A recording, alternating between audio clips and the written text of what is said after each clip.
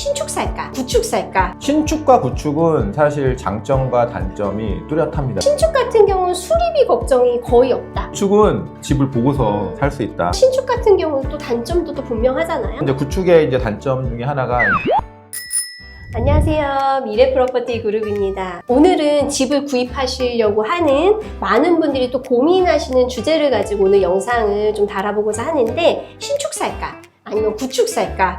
이거라는 이제 주제를 가지고 이야기를 해보고자 해요.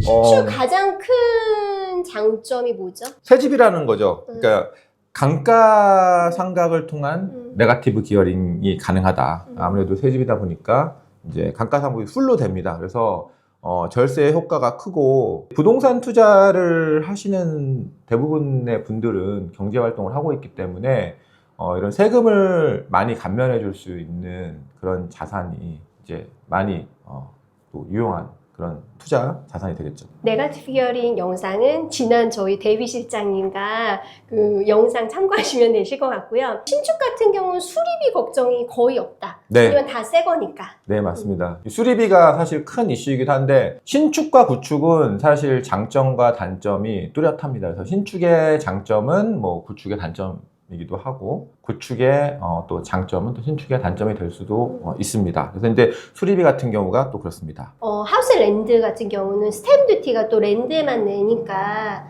그 부분도 조금 세금을 조금 절약할 수 있는 그런 혜택이기도 하죠. 그것과 더불어서 하우스랜드 같은 경우에는 이제 건설 단계마다 점진적으로 지출을 하기 때문에 현금 흐름을 예측해서 이제 투자 계획을 세우기도 이제 좋은데, 부동산이 상승장인 그 상황에서 현금 여력이 없는데 나는 부동산 투자를 하고 싶다, 이런 상황에서 미리 매물을 잡아두고 네. 내가 계획하고 또 저축하고 이러면서 준비하면서 이제 집값 상승을 나중에 이제 향유할 수 있는 이제 그런 전략이 될 수 있겠죠. 그래서 현재는 뭐 소 키우고 말 키우고 하는 그런 외곽이지만, 미래에는 또 핫플레이스가 될 수 있는 그런 가능성이 있는 지역도 있고, 저평가되었을 때 구입했다가 인구가 몰리면서 뭐 상급지로, 그리고 이제 뭐 좋은 그런 부동산 투자지로 전환되는 사례가 또 너무 많기도 하잖아요. 네, 맞습니다. 지금 뭐 호주의 그 스테이트 캐피탈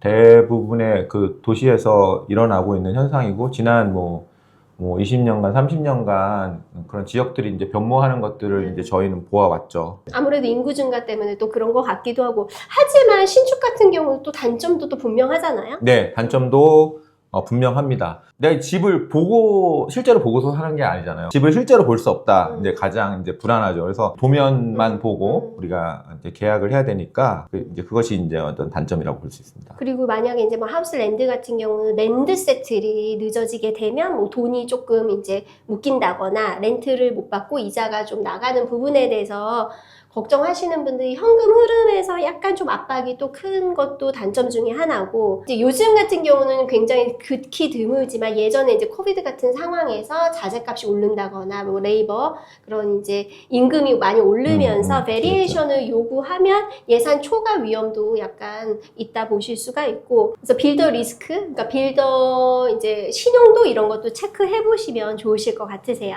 그러면 제가 실장님 구축에 대해서 한번 알아볼게요. 먼저 구축은 내가 이 집을 보고서 살 수 있다. 네. 이제 그런 것들이 아무래도 이제 심리적인 뭐 안정감을 줄 수 있죠. 내가 확인한 거니까. 네. 그리고 땅이 이제 대체적으로 이제 보통 구축은 넓어서 네. 아무래도 이제 부동산 상승장에서 큰 캐피탈 게인을 이제 얻을 수 있는 그런 이제 가능성이 있습니다. 땅이 이제 충분히 넓을 경우에 두플렉스나 아니면은 뭐 그래니 플랫 같은 옵션을 저희가 생각해서 현금 흐름이 이제 바로 일어날 수 있어서 렌트를 바로 돌릴 수 있으니까 이제 렌트가 가능하다.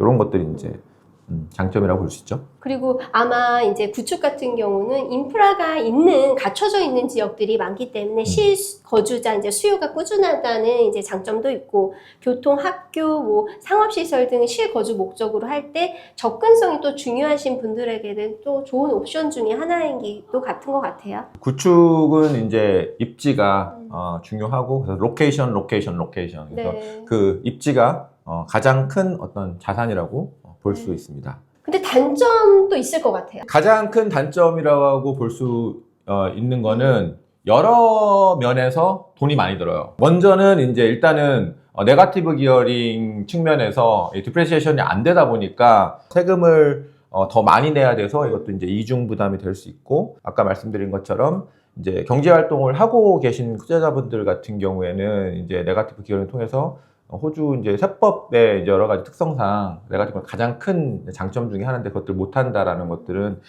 큰 단점일 수 있고, 오래되고 이제 노후됐기 때문에 숨겨진 수리비가 엄청난 이제 경우가 상당히 많습니다. 맞아. 물론 내가 인스펙터 쓰고 고용을 해서 확인을 하고 이렇게 매물을 이제 구입을 하지만은 숨겨진 비용의 늪이 있어요. 한번 나오면 막 3만 불, 뭐 4만 불, 뭐 이런 수리 건수들이 나올 수 있는 가능성이 이제 많이 있고. 유닛 같은 경우는, 아파트 같은 경우는 뭐 스페셜 레비가 나온다거나, 하우스 같은 경우는 따로 하는 게 아니라 고객님들이 이제 직접 인슈런스를 들기는 하지만 뭐 지붕을 고친다거나 그렇죠. 이런데 이제 네. 뭐 1, 2만 그렇죠. 불이 아니고, 구축 같은 경우도 마찬가지로 수리비 같은 부분이나 뭐 레노베이션이 그만큼 또 되게 많이 올랐잖아요. 그래서 그렇죠. 그 돈도 상당히 무시하지 않을 수 없을 것 같아요. 구축 같은 경우에는 이제 내가 좀 현금 여력이 좀 있다. 네. 그러는데 나는 캐피탈 게인을 좀 가져가겠다. 이제 이런 분들한테 적합할 수 있고, 또 이제 구축의 이제 단점 중에 하나가 이제 스탬 듀티를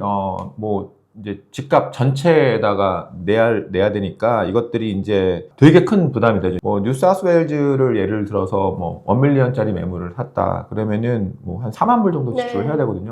그런 것들을 이제 내야 되는 거 아깝죠. 네. 그래서 무엇보다도 자산의 이제 성장성은 신축에 비해서는 또 낮을 수도 있고요. 구축 같은 경우에는 이미 이제 세틀되어 있는 그런 지역에 이제 구입을 이제 하고, 신축은 이제 아무래도 지금 저평가되어 있는 그런 지역, 소 키우고 말 키우는 데서 나중에 이제 인구가 이제 물리면서 신도시가 네. 되면서. 아니면 예전에 뭐 한 5년 전 이럴 때 정말 막 캘리비 같은데 정말 소 키우고, 그렇죠. 요즘도 있긴 하지만 그렇죠. 소 키우고 말 키우고 했어요. 근데 지금 그 벨라비스타도 지역도 그랬고. 뭐 인프라 들어가고 뭐 교육이나 여러 가지 환경이나 하면서 젊은 이제 신도시로 젊은 가족들이 이제 많이 좀 이주한 곳이기도 하고. 그러면 저는 이제 마지막으로 궁금한 게, 뭐 어떤 분들이 신축이 더 어울릴까요? 여러 가지가 있겠지만은 이제 절세 전략이 네. 나는 좀 중요하다.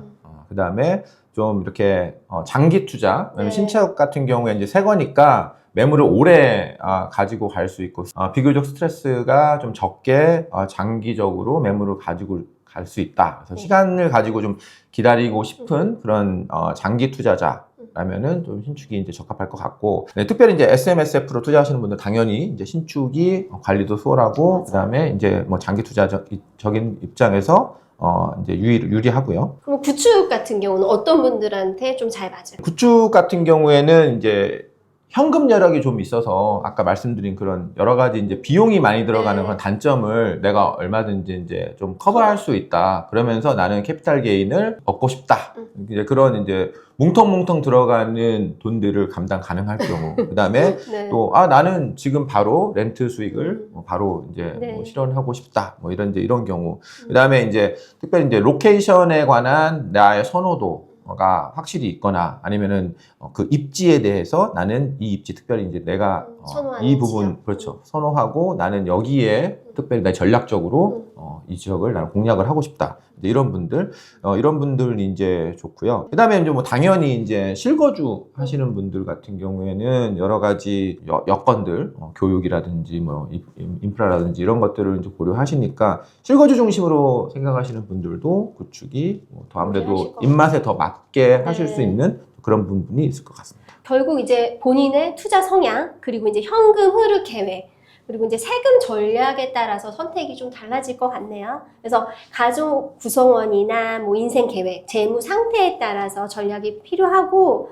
맞춤형, 저희 같은 전문가와 함께 맞춤형 상담이 꼭 필요할 것 같네요. 뭐 이야기를 이제 정리를 해보면, 신축은 절세, 네. 그다음에 이제 성장성, 그다음에 구축은 이제 입지, 그리고 안정성, 이렇게 좀 요약해서 이제 표현할 수 있겠고요. 뭐 신축이냐, 뭐 구축이냐, 뭐 결국 이제 정답은 고객님의 상황에 따라 다르다입니다. 네, 맞습니다. 오늘 저희가 이야기 나눈 것처럼 부동산은 단순히 뭐 좋다, 나쁘다라고 나눌 수는 없고 여러분이 이제 어떤 선택이 더 맞는지 댓글로 여러분들의 이제 투자 스타일 그리고 이제 궁금한 점 남겨주시면 좋으실 것 같아요. 실장님은 신축파세요, 구축파세요? 저는 구축파였다가 미래 프로퍼티 덕분에 신축파로 돌았어요. 아, 돌아섰구나.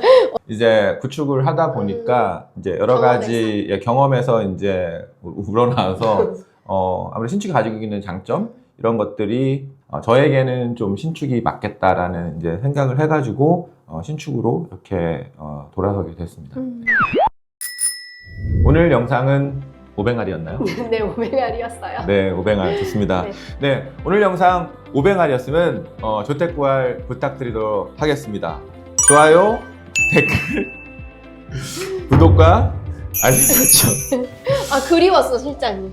지난주에 그거 이 율동을 못 봐가지고. 오늘 10번 해드릴까요? 10번? 아니에요. 네, 다음 영상에서 뵙겠습니다. 네, 감사합니다. 네, 감사합니다.